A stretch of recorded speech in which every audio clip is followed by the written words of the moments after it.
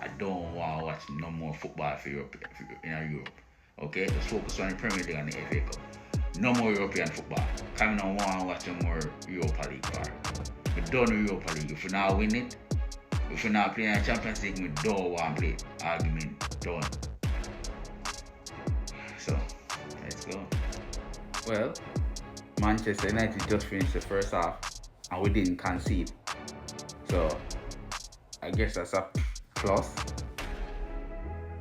I fucking guess. Well, there you go.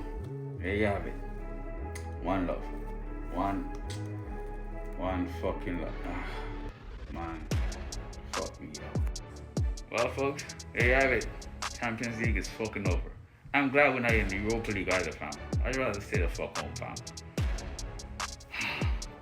Fucking Liverpool is next, fam. What the fuck, yo? What the actual fuck?